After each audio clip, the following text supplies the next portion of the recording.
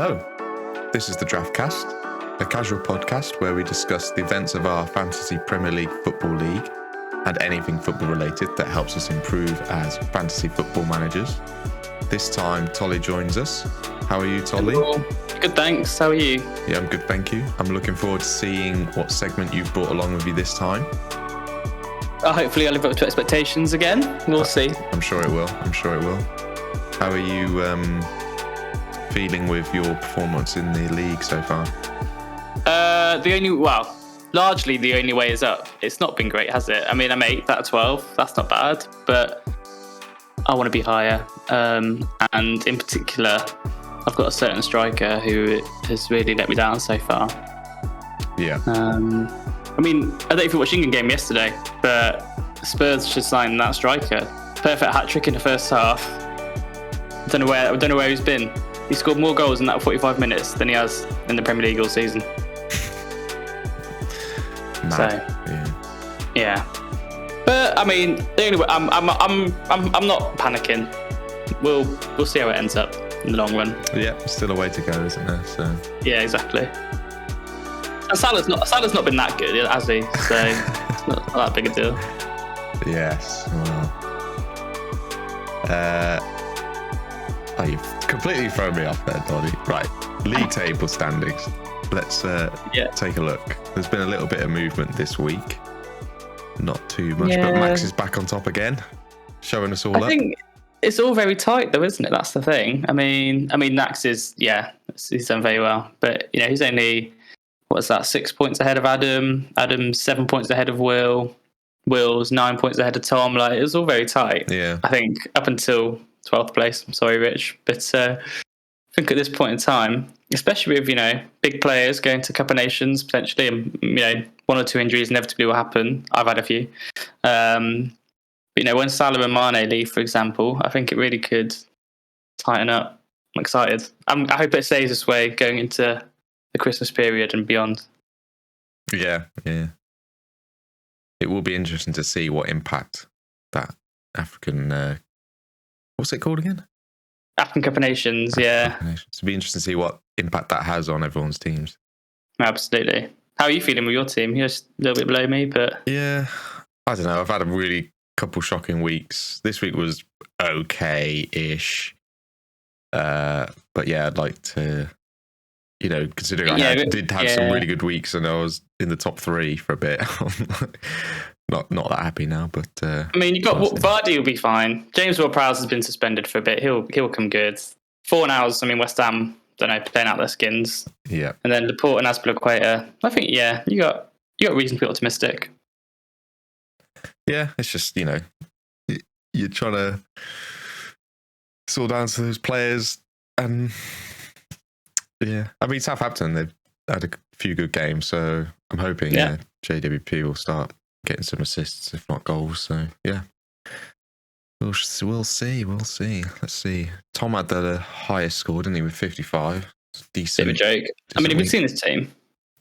Unbelievable. Loftus-Cheek, Rodrigo, Iheanacho, Pukki, Dele Alli. I don't know how it happens. It's just not just, is it? Gabriel. Cancelo's good though. I would like to have him. Yeah. But and Davis, that was quite astute. I think looks like he'll be hanging around in the Spurs 11 for a while. But I don't know. I don't know how that team does it. But it does. Cancelo 14 points. Can't argue with it, can you? No. Havertz. I think Havertz will come out the squad once Lukaku is fit again. But I've just noticed you've got Foster with 11 points on your bench. That's my bench did really well this week and last week. It's actually been quite annoying. Usually, some of my at least 3 of my players aren't playing, and so first my bench always comes in, and then Foster saved a penalty out of nowhere. At what? And he got bonus points even though they lost. And Walker, it's a disgrace that United didn't score at home against City. Well, it's not unpredictable, but I really thought United would at least do something. Yeah. And then you got the likes of Christensen not keeping a clean sheet against Burnley. Masip conceding 3, was it, away at West Ham? Zanka going off after 10 minutes injured. Just can't write it, but we go next week. Yep. You got many waivers signed up? Have I got any lined up? Oh, I've got an offer from George. I'm not taking that, I don't think. I'm going to leave that in. Yeah, I don't think I've taken that. It's not bad, though. I will think about it. Yeah, I'm going to try to get rid of Zanka. I don't know what his injury is, but Brentford aren't doing very well anyway. I mean, they've got Newcastle away next. It'll be classic. I'll get rid of him, and then he'll keep a clean sheet and probably score. But the logic has to prevail, so I'll probably just get rid of him. Yeah, that's it, though. No, let's say not panicking. Plenty of time. My weakest midfielder is probably Lucas Moura, and I'm actually quite hopeful that Conte might do something at Spurs. So. Okay. So we touched on Tom there a bit. He and Adam are in our cup final, the Presidente Cup. Who's your money on? I don't want to jinx it for Adam because I want him to win, but both my heart and my head says Adam. So I'm saying it. Sorry, Adam, but he's got Trent, Chilwell, Son, Watkins, a couple of the good players potentially you might play all right. McGinn, Bailey, Rozier, Hudson-Odoi, Castagna. These are all Reguilon, Ramsdale. These are all players. I feel like he hasn't got many really, really weak spots. Hudson-Odoi maybe if he gets dropped, but he did actually score 11 points a couple of game weeks back. So I look at that team and I think, yeah, okay, people like Son and Trent, maybe Chilwell can really score lots of points. I haven't actually looked who they're playing. Let me do that right now. Spurs, Leeds. Yeah, when they get at home, that's one Conte will be eyeing up. Leeds, I mean, they're decimated their squad. Chilwell against Leicester, his old club. Villa home against Brighton. You manage a bounce. Big up Stevie G. And I'm hopeful that Watkins and Bailey hopefully they'll both play, and we need some points. So and then I look at Tom's team, and let's have a look. I just went through it, didn't I? I mean, Cancelo and Jota, they're good. I think. Who's Liverpool got? Arsenal. Arsenal are playing quite well, but Jota he'll play because Firmino's injured. Van Dijk, Thiago Silva, Havertz, they could get some points. I wonder if he'll start Pukki after getting 9 points at home against Southampton. You never know. But when I look at Tom's team, there are some weak spots. Rodrigo, Dele, Loftus-Cheek, Iheanacho because he's not playing. Those I don't see the big weak spots in Adam's team. So with my heart, I'm here because I want Adam to win something because he put so much into the league. Yeah. So nothing against Tom. Although if Tom does win, that'd be nice for Tobby. So a bit of Tobby luck. Yeah. Silverware in his first few months of existence. So that'd be awesome. Win-win. But yeah, my heart and my head says Adam. I don't know about you. Yeah, I think it's tough because I don't think any of the actual fixtures are too, other than the Spurs one maybe. All the others seem fairly, City have got Everton, which probably, I don't know if that would be one-sided. I mean, the way they played against Man United, you've got to say they're going to trounce them, aren't they? But yeah, I mean, it's like when you look at it, there's always surprise results, but you'd think City might do well. You'd think West Ham might do well. You think United should do well, but Southampton away at Norwich, they'll be home for points. Spurs against Leeds, like I say. You just can't predict it though nowadays. I mean, when City lost 2 weeks ago at home against Palace 2-0, that was a travesty. So, and that was when I had Zaha on my bench. That really hurt me. But unpredictable as ever. But yeah, Adam it is. Yeah, okay, I'll agree with you. I'll go with Adam as well. Just because I think, we want him to win something, don't we? Exactly. Yeah, exactly. He deserves it. And then one of us can win the league, so it's all good. So you touched on it a second ago. There was something I wanted to ask you about Villa's new manager and what your thoughts are on Stevie G. Again, I don't want to jinx it. I think of the options that were put on the table by the press, people were linked with, he was the one I was most hopeful for as someone who now does have some managerial experience, managing at a club where they, albeit in the SPL, have big expectations. He's dabbled in Europe, obviously, a little bit with Rangers. There's a bit more of a known quantity than other ones. He's obviously got Premier League experience from his playing career. Bit of obviously an England legend. So yeah, I'm hopeful, and I hope he does do well. And everyone's talking about it being a stepping stone, and that's fine by me because that'll be a win-win if he gets Villa to play well, gets us up at the table, and if he wants to go to Liverpool after, I don't think anyone will begrudge him. But that would be the ideal situation that it turns out well. But I think I'm happy. I feel bad for Dean Smith, obviously. He is also a Villa legend, and it's nice when you have a Villa fan as your manager. Got us out of the Championship. We're in a place now, albeit towards the bottom of the table. We're in a place now so much better than when he took over. We lost the best player we've ever had, potentially, but one of the best players I've ever seen this summer for Villa. So it's never going to be easy to recover from that as well. We've had injuries, so I do feel like he had a bit of unluck streaky in the last 5 games. But when you lose 5 in a row in the Prem, that's always going to be difficult, and all good things come to an end. So hopefully, I hope it works out, and I think Dean Smith won't be short of job offers either. So yeah, I'm happy. We'll see. I'm happy given the context. Like I say, it wasn't like I was desperate for Dean Smith's blood or anything. But I think given the other options, people were talking about the Danish national manager, Roberto Martinez, the Belgian national manager, some other managers who hadn't managed in the Prem before, and that didn't really fill me with confidence. So, I know Gerard hasn't either, but at least he's hopefully he knows what he's doing in the Prem. So, yeah, we'll see. I think, it's hard to tell, isn't it? Yeah. Has Pep ever won the SPL? No. Has Klopp ever won the SPL? No. So, he's done it in the biggest league in the world, if you listen to any Rangers fans. Do you reckon he'll make any changes to anything for the Brighton game? So that's a good question, actually, because the Villa fans were very unhappy, I think, with our formation the last couple of games. I don't think we were convinced with the 5 at the back. And I actually don't know, Adam and Will probably know, but I'm not sure what formation Gerard played at the SPL with Rangers. But I think there's some dead certs that are always going to play, like McGinn and Ings if he's fit, Watkins if he's fit, Martinez, Konsa, Cash. But I don't know, to be honest. I don't know, in terms of changes. Dean Smith's been really hot on bringing 3 players like Jacob Ramsey, like the young players. So it'd be interesting to see if Gerard does that or kind of sticks with some of the older, more experienced players or some of the marquee signings from the summer. But to be honest, I think with the injuries we've got, our first 11 is relatively self-filling in a way. There's not too many ones you're not sure about, but it's just like saying that, what formation is he going to do? What tactics is he going to go for? Yeah. Is it going to be like counter football? Is it going to be high pressing? Is it going to be 5 at the back, 4 at the back?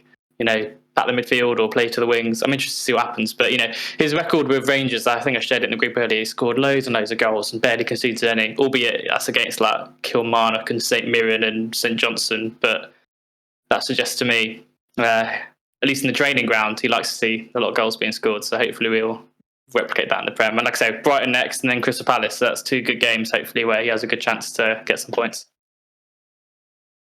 Yeah. Well, at least I think it's always, I guess, is it always a bit exciting when a new manager comes in, or is it more not worrying, but there's a bit of an edge to like, oh, what's going to happen? Apprehension. Yeah. I think it is. I think it is exciting. I'm excited. I guess it's only tinged a little bit by the fact that I did like Dean Smith and he's a really good lad. So it's not like when other managers have left Villa. There's been a few in the recent years where Villa fans have just celebrated that person leaving. So I don't think it's been quite the same emotion there, but I am excited to see what he can bring, and hopefully, like I say, he proved himself in the Prem. Obviously got links to Liverpool, so maybe we'll sign Salah, or maybe we'll sign Mane, who knows. But he might tap up his old training ground as well. Yeah, you never know. Well, we'll have to wait and see how it goes on Saturday. Next Saturday, yeah. Okay. Well, I think we're ready to do your segment then, Tolly. Cool. Okay, so my segment today, Luke, in honour of the final that we're all very anticipating greatly between Tom and Adam, I thought I'd do a top 5 finals. So they're all finals of. My segment today is going to be on, it's called The Final Countdown in honour of Adam and Tom's big final next game week. Adam's, is it his first cup final? The one we've all been waiting for. Hopefully he can lift the silverware. But I thought in honour of that, I'd do The Final Countdown.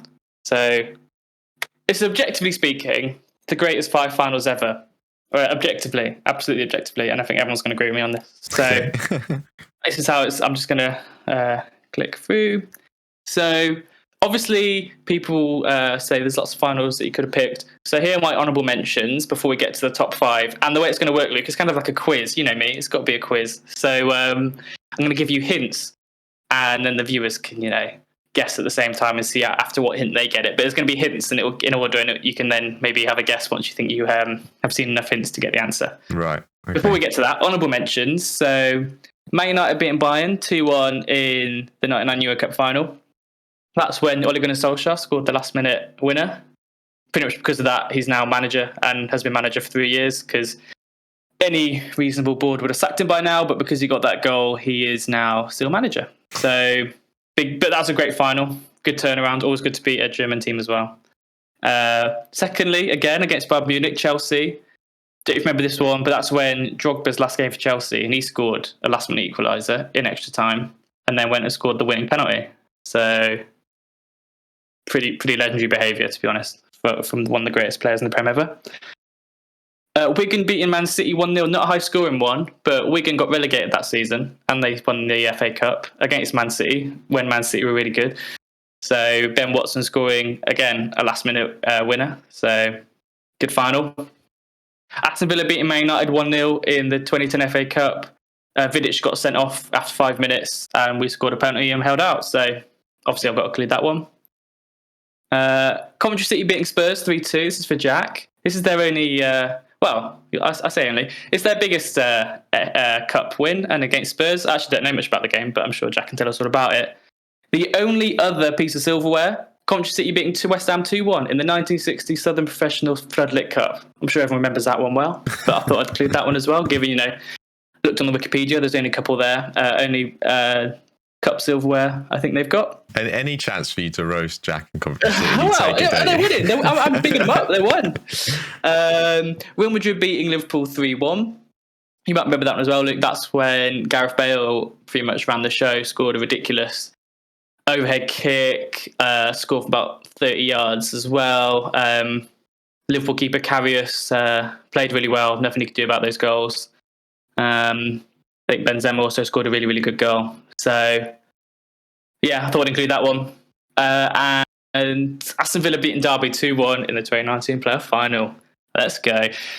I guess a bit more tangential, because that's technically like a league game, isn't it? I don't know how you count playoff finals. But here's some pictures. That's Drogba running around with his European Cup. That's Ben Watson after they scored against Man City. And there's Super John McGinn and Zabi celebrating. I think that was after our second goal. But that's just by the by. That's just saying, I recognise there's other cup finals, but we all know what the top 5 are going to be.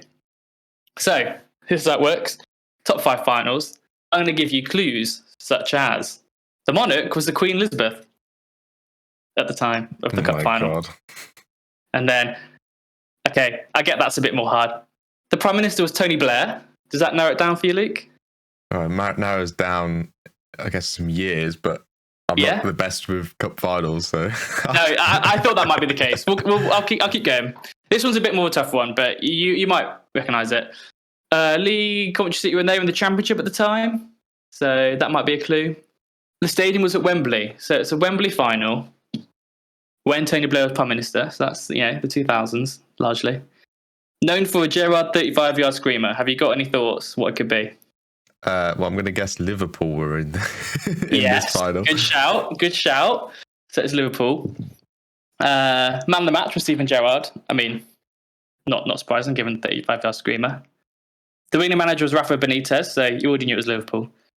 There's only a couple more clues left, actually. I think some of the other lads might have got it by now. The scoreline was 3-3-1 on pens. Does that help at all? Not at all. The goal scorers were Cisse, Gerard twice, 91st minute, that 35-yard screamer. The other scorers for the other team, Carragher own goal, classic, Dean Ashton and Paul Konchesky. Does that help at all? I really don't know. I want to say it was Carragher at Liverpool as well. He was. That was an own goal. Oh my God. It's an English team. No, nothing. What competition do you reckon it is? I'll give you a point if you know what competition it is. What? I'm just going to guess at the FA Cup. If it's Yes. Wembley. Oh, great guess. It is, as you just said, Luke, the Liverpool West Ham 2006 FA Cup final. I knew you'd get that. And there's a picture of the 35-yard screamer. That's certified Pingu, is it? Certified Pingu, exactly. Pingu is slapping his arsehole right now. Slap, slap, slap. He is loving it. Oh, I should have said, this is my favourite bit from the Wikipedia page. I love this. Right. Just the last sentence. Effectively, it's saying how West Ham are 2-1 up at this point, just before the end of the second half. The last chance of the half came in the 44th minute when Liverpool defender Steve Finnan sliced a clearance straight to Harewood, Marlon Harewood of Aston Villa and West Ham fame. However, his shot went out for a throw-in. What? Classic. His shot went out for a throw-in, so he hit it sideways. Exactly, and he could have made it 3-1, and instead he played for territory and went out for a throw-in. But while I was looking at Wikipedia, I found that hilarious. So I'm sure George would enjoy that one. Next final. Monarch again is Queen Elizabeth, so do shout when you've had enough clues. Prime Minister is also Tony Blair. Okay, so in the same period. The league competition, and that was also the championship again, so might narrow it down again, I don't know. The stadium is the Ataturk Olympic Stadium. Now, where do you reckon that is? No idea. Take a guess. Turkey. Yes, absolutely. What city do you reckon it's in, if it's in Turkey? Istanbul. Yes. Does that help you at all? No. Well, known for a huge comeback win. Man of the match again was Steven Gerrard. Right. So, any ideas? It's in Istanbul. Steven Gerrard's man of the match. Well, I'm guessing it's Liverpool again. Yes. With manager Rafa Benitez. Scoreline is 3-3 again. That's 2 3-0s we've had. Another 3-2 on pens. I think the other one was 4-3. The goal scorers are Maldini, Crespo, Gerrard, Smythe, Alonso. So you know it's Liverpool. Who do you reckon they're playing? And what competition? I have no idea. They're not playing in England, so yeah, you're right. Yeah, it's the European Cup. Yeah, absolutely. And as you can tell, they're both Italian. So yeah, absolutely. AC Milan. Yeah, you knew it. Awesome. Okay. Liverpool versus AC Milan 2005 European Cup final. There's Steven Gerrard looking like a fish. Yeah, so Liverpool went 3-0 down at half time. Go in. Don't know what the manager said, but obviously said something good. Came out. Gerrard, Smythe, Alonso, all in the space of 6 minutes, turn it around. They hold on, and they win it on penalties. So that was number 4. So we've had 2 pretty epic cup finals so far, both with the new Villa manager, Steven Gerrard, being man of the match. Bodes well for Villa, we hope. Number 3, so this is number 3 in the top 5. Okay. Monarch Queen Elizabeth. Prime Minister was Gordon Brown. Okay. Right. Okay. He wasn't in power for that long. So it's towards the end of the 2000s. Coventry City was still in the Championship. The stadium was La Cartuja in Seville. That's interesting. Known for the worst penalty ever. No, I'll show you that in a minute. The man of the match was Michael Brighton. Does that give you any hints? Was he playing for Newcastle at the moment? He was playing quite close to home. Quite close to mine, Adam and Will's heart. So he was playing for Villa? Oh, yeah, absolutely. Manager was Martin O'Neill, I think. Scoreline was 0-0, so not a classic game in normal time, but we won 4-3 on pens. I put the penalty, because it was 0-0, I put the penalty goal scorers. So right. Barry Bala, Shane Lowry, Ashley Young, who's now back at Villa, Carlos Cuellar, and you got Trezeguet, Mario Mello for Juventus. As you just said, Luke, as you just quietly identified, it's Aston Villa versus Juventus in 2009 Peace Cup final. Jeez. Trezeguet still plays for you as well, right? Who, Ashley Young? No, Trezeguet. Oh, that's a different one. Oh, different one. Yeah, that's a different one. Ours is Mahmoud Trezeguet. I think that guy was French. I say that's quite a unique surname. That'd be pretty crazy, wouldn't it? Yeah.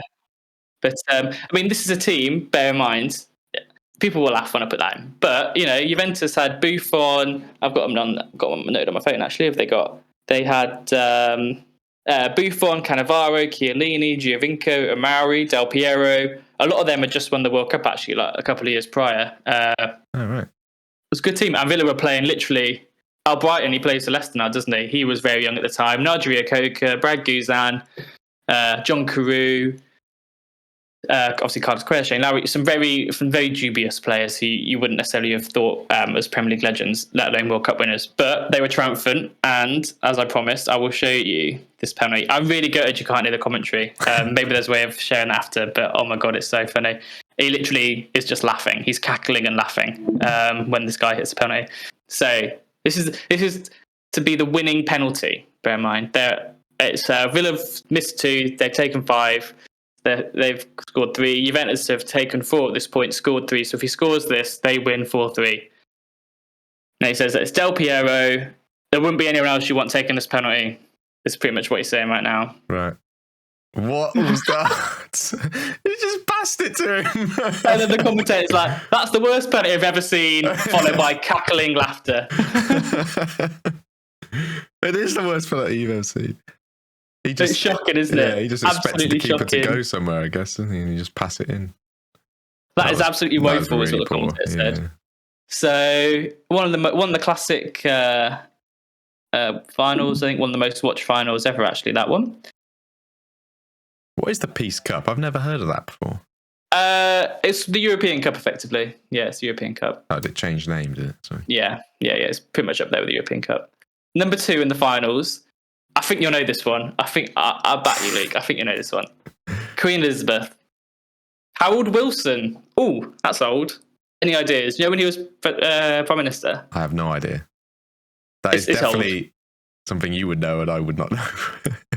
Coventry in the 2nd division, so the same as Championship, but before the Championship was around, so it's like, some things don't change. At Wembley Stadium, so at Wembley, I'll give you a hint, Wilson was Prime Minister during the 60s. Right, okay. Do you know any cup finals happened in the 60s? Any famous ones? I think of a World Cup final. Oh, okay. You're very warm. It's best known for West Ham claiming to win, despite not even playing. Man of the match was Jeff Hurst. Manager was Alf Ramsey. What do you think it is, Luke? You were pretty much at it. Is it the England-Germany World Cup final? 4-2, Hurst, hat-trick, Peters, Sebastian Haller, and Webber.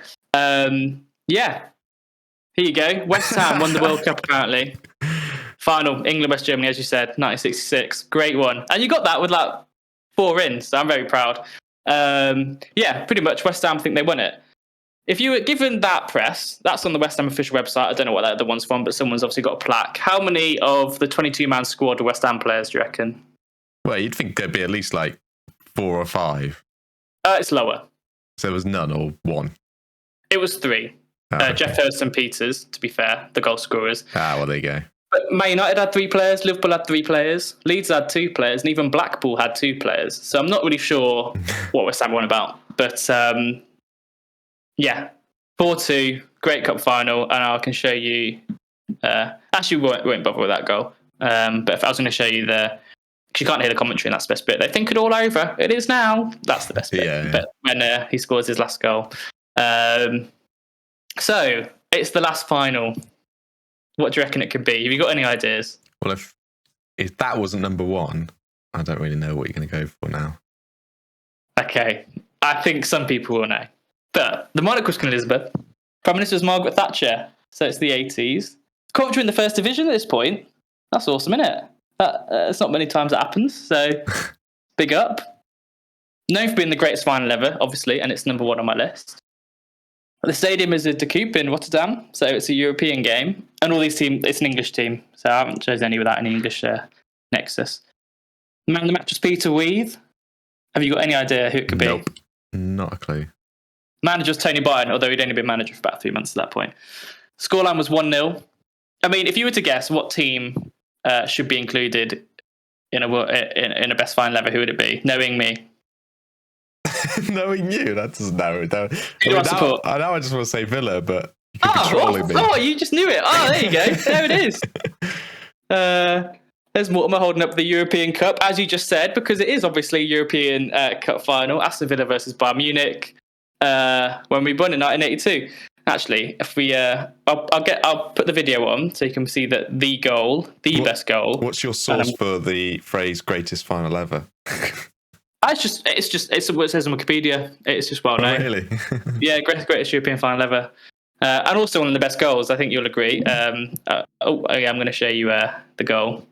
You can't hear the commentary, but actually Villa Park have the commentary like pasted against the north stand. It doesn't look like there's any lines on the pitch or anything. Just playing on a pitch of grass. Oh wow! He almost missed it as well. Hit the post. Great finish. We all know a post assist is the best. Lucy wanted to show off her singing skills. The Villa boys from Aston. We travelled near and far. Oh, is that the right bit, actually? No, I thought that was an earlier bit. I got it. Yeah, it's the latter bit. Yeah, we'll do it again. Every week we follow the boys in Clareton Blue. We even conquer Europe. In 1982. There you go. Woo! Good job, Boo. Good job, the Boo. So when I showed her this PowerPoint earlier, and she sang that song to me. Fair enough.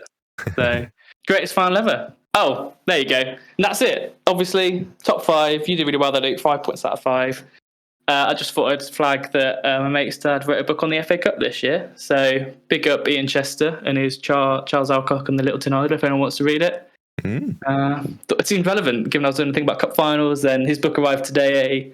I was like, yeah, shout out. There you go. Did you enjoy the segment? Yes, I did. And I'm sure the guys will love it as well. I hope so. We'll see. I'll look forward to the feedback. And I think the Boo's special appearance will also go down very well. Yeah, I hope so. Yeah, we'll see. You might have to edit the bit out where we got it wrong at the start. No, I'm leaving that in because that's all part of it. Oh, God. We'll see how okay. it goes. We'll see how it flows. Yeah. But yeah, I'll leave that in. Nice one. All right.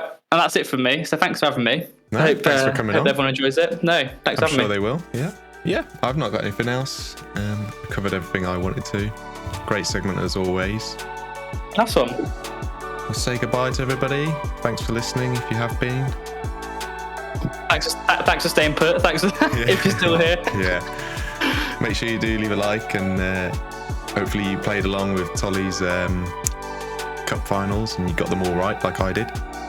And yeah, we'll catch you next time. As always, this is the DraftCast, and remember, draft is life. See you next time. Woo.